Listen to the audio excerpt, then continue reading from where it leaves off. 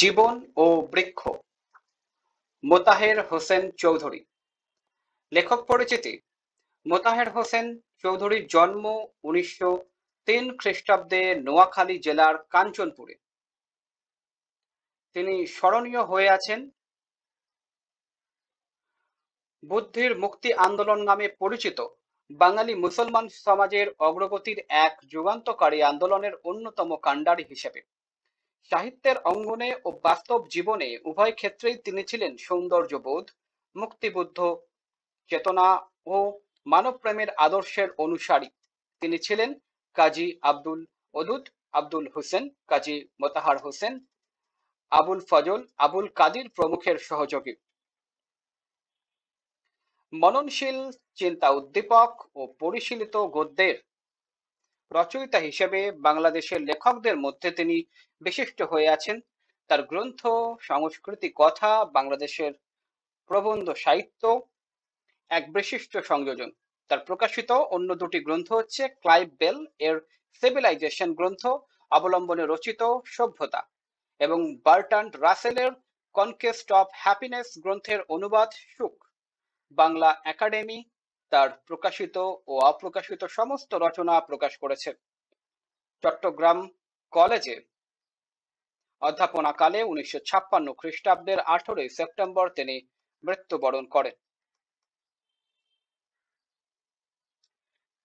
সমাজের কাজ কেবল টিকে থাকার সুবিধা দেওয়া নয়, মানুষকে বড় করে তোলা, বিকশিত জীবনের জন্য মানুষের জীবনে আগ্রহ জাগিয়ে দেওয়া। স্বল্প প্রাণ, স্থূল বুদ্ধি ও জবরদস্তি প্রিয় মানুষের সংসার পরিপূর্ণ। তাদের কাজ নিজের জীবনকে সার্থক ও সুন্দর করে তোলা নয়, অপরের সার্থকতার পথে অন্তরায় সৃষ্টি করা। প্রেম ও সৌন্দর্যের স্পর্শ লাভ করেনি বলে এরা নিষ্ঠুর ও বিকৃত বুদ্ধি। এদের একমাত্র দেবতা অহংকার, তারই চরণে তারা নিবেদিত প্রাণ। ব্যক্তিগত অহংকার, পারিবারিক অহংকার, জাতিগত অহংকার, এসবের নিশান ওড়ানোই এদের কাজ। মাঝে মাঝে মানব প্রেমের কথাও তারা বলে, কিন্তু তাতে নেশা ধরে না।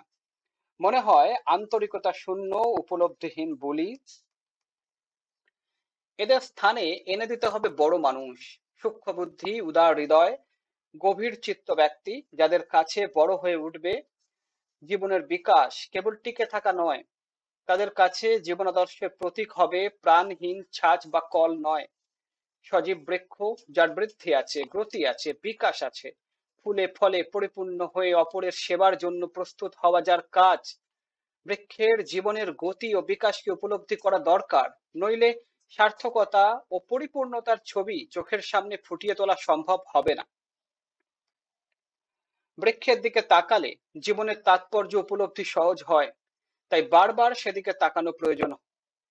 মাটির রস টেনে নিয়ে নিজেকে মোটাসোটা করে তোলাতেই বৃক্ষের কাজের পরিসমাপ্তি নয়, তাকে ফুল ফোটাতে হয়, ফল ধরাতে হয়, নইলে তার জীবন অসম্পূর্ণ থেকে যাবে। তাই বৃক্ষকে সার্থকতার প্রতীক হিসাবে গ্রহণ করার প্রয়োজনীয়তা রয়েছে। সজীবতা ও সার্থকতার এমন জীবন দৃষ্টান্ত আর নেই। অবশ্য যে রবীন্দ্রনাথ অন্য কথা বলেছেন। ফুলের ফোঁটা আর নদীর গতির সঙ্গে তুলনা করে তিনি নদীর গতির মধ্যেই মনুষ্যত্বের সাদৃশ্য দেখতে পেয়েছেন। তার মনে মনুষ্যত্বের বেদনা নদীর গতিতেই উপলব্ধ হয়, ফুলের ফোঁটায় নয়। ফুলের ফোঁটা সহজ, নদীর গতি সহজ নয়, তাকে অনেক বাধা ডিঙানোর দুঃখ পেতে হয়। কিন্তু ফুলের ফোঁটার দিকে না তাকিয়ে বৃক্ষের ফুল ফোটানোর দিকে তাকালে বোধহয় রবীন্দ্রনাথকে ভালো করতেন। তপবন প্রেমিক রবীন্দ্রনাথ কেন যে তা করলেন না বোঝা মুশকিল। জানি বলা হবে নদীর গতিতে মনুষ্যত্বের দুঃখ যতটা স্পষ্ট হয়ে ওঠে, বৃক্ষের ফুল ফোটানোই তো তা তত স্পষ্ট হয়ে ওঠে না। তাই কবি নদীকেই মনুষ্যত্বের প্রতীক করতে চেয়েছেন। উত্তরে বলবো, চর্মচক্ষুকে বড় না করে কল্পনা ও অনুভূতির চক্ষুকে বড় করে তুললে বৃক্ষের বেদনাও সহজে উপলব্ধি করা যায়।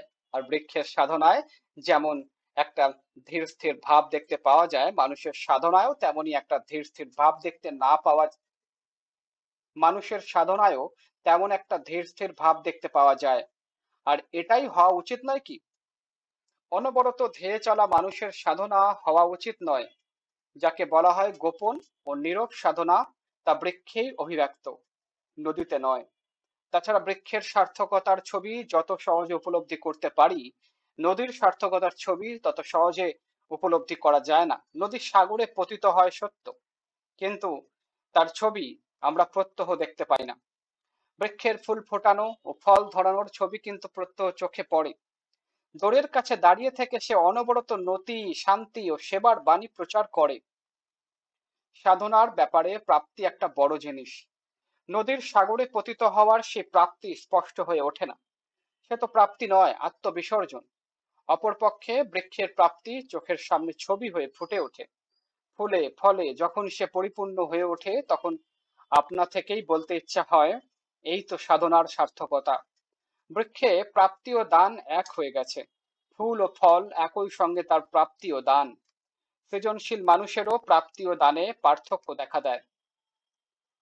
সৃজনশীল মানুষেরও প্রাপ্তি ও দানে পার্থক্য দেখা যায় না। যা তার প্রাপ্তি তাই তার দান। বৃক্ষের পানে তাকিয়ে রবীন্দ্রনাথ নিশ্চয়ই অন্তরের সৃষ্টি ধর্ম উপলব্ধি করেছেন। বহু কবিতায় তার পরিচয় পাওয়া যায়, কিন্তু গদ্যে তিনি তা স্পষ্ট করে বলেননি। বললে ভালো হতো, তাহলে নিজের ঘরের কাছেই যে সার্থকতার প্রতীক রয়েছে সে সম্বন্ধে আমরা সচেতন হতে পারতাম। নীরব ভাষায় বৃক্ষ আমাদের সার্থকতার গান গেয়ে শোনায়। অনুভূতির কান দিয়ে সে গান শুনতে হবে, তাহলে বুঝতে পারা যাবে জীবনের মানে বৃদ্ধি, ধর্মের মানেও তাই। প্রকৃতির যে ধর্ম, মানুষের সে ধর্ম। পার্থক্য কেবল তরুলতা ও জীবজন্তুর বৃদ্ধির ওপর তাদের নিজেদের কোনো হাত নেই, মানুষের বৃদ্ধির ওপরে তাদের নিজের হাত রয়েছে। আর এখানেই মানুষের মর্যাদা। মানুষের বৃদ্ধি কেবল দৈহিক নয়, আত্মিকও। মানুষকে আত্মা সৃষ্টি করে নিতে হয়, তা তৈরি পাওয়া যায় না। সুখ দুঃখ বেদনা উপলব্ধির ফলে অন্তরের যে পরিপক্কতা, তাই তো আত্মা।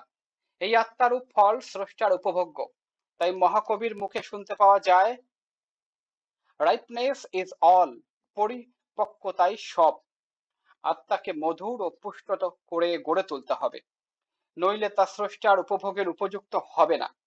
বিচিত্র অভিজ্ঞতা, প্রচুর প্রেম ও গভীর অনুভূতির দ্বারা আত্মার পরিপুষ্টি ও মাধুর্য সম্পাদন সম্ভব। তাই তাদের সাধনাই মানুষের শিক্ষার প্রধান বিষয়বস্তু। জীবনবোধ ও মূল্যবোধে অন্তর পরিপূর্ণ হয় না, তা হয় সাহিত্য শিল্পকলার দ্বারা। তাই শিক্ষাক্ষেত্রে তাদের এত মূল্য। ওপরের যে বৃদ্ধির কথা বলা হলো, বৃক্ষের জীবন তার চমৎকার নিদর্শন। বৃক্ষের অঙ্কুরিত হওয়া থেকে ফলবান হওয়া পর্যন্ত সেখানে কেবলই বৃদ্ধির ইতিহাস। বৃক্ষের পানে তাকিয়ে আমরা লাভবান হতে পারি, জীবনের গূঢ় অর্থ সম্বন্ধে সচেতন হতে পারি বলে। বৃক্ষ যে কেবল বৃদ্ধির ইশারা তা নয়, প্রশান্তিরও ইঙ্গিত। অতি শান্ত ও সহিষ্ণুতায় সে জীবনের গুরুভার বহন করে। শব্দার্থ ও টিকা। স্থূল বুদ্ধি, সূক্ষ্ম বিচার বুদ্ধিহীন, অগভীর জ্ঞান সম্পন্ন। জবরদস্তি প্রিয়, গায়ের জোরে কাজ হাসিলে তৎপর। বিচার বিবেচনাহীন, বিকৃত বুদ্ধি। বুদ্ধির বিকার ঘটেছে এমন, যথাযথ চিন্তা চেতনাহীন। এদের প্রধান দেবতা অহংকার। যথাযথ বিচার বিবেচনা ও চিন্তা চেতনাহীন লোকেরা গর্বে এতটাই উদ্ধত হয়ে থাকে যে মনে হয় যেন অহংকারই তাদের প্রধান উপাস্য বা দেবতা। বুলি এখানে গত বাধা কথা হিসেবে ব্যবহৃত, যথাযথ অর্থ বহন করে না এমন কথা যা অভ্যাসের বশে বলা হয়ে থাকে। মনুষ্যত্ব, মানবচিত সদ্গণাবলী, মানুষের বিশেষ গুণ বা বৈশিষ্ট্য। তবপন, প্রেমিক রবীন্দ্রনাথ। প্রাচীন ভারতীয় ঋষিদের মতো রবীন্দ্রনাথ ছিলেন অরণ্য ও বৃক্ষ প্রেমিক। তার অনেক কবিতায় বৃক্ষের বন্দনা স্পষ্ট। তপবন, অরণ্যে ঋষির আশ্রম, মুনি ঋষিরা তপস্যা করেন এমন বন। অনুভূতির চক্ষু, মনের চোখ, ইন্দ্রিয়ের সাহায্যে অনুভূতির বা উপলব্ধির ক্ষমতা, সংবেদনশীলতা। নতি, অবনত ভাব, বিনয়, নম্রতা। বৃক্ষের প্রাপ্তি ও দান, বৃক্ষের অর্জন হচ্ছে তার ফুল ও ফল, এগুলো সে অন্যের হাতে তুলে দেয়, ফলে বৃক্ষ যুগপৎ প্রাপ্তি ও দানের আদর্শ।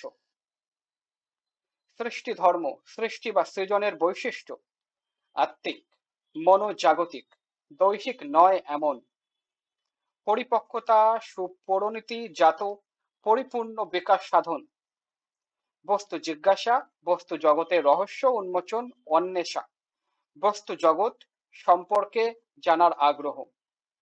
গূঢ় অর্থ, প্রচ্ছন্ন, গভীর তাৎপর্য। পাঠ পরিচিতি। মোতাহের হোসেন চৌধুরীর জীবন ও বৃক্ষ প্রবন্ধটি তার সংস্কৃতি কথা গ্রন্থ থেকে সংকলিত হয়েছে।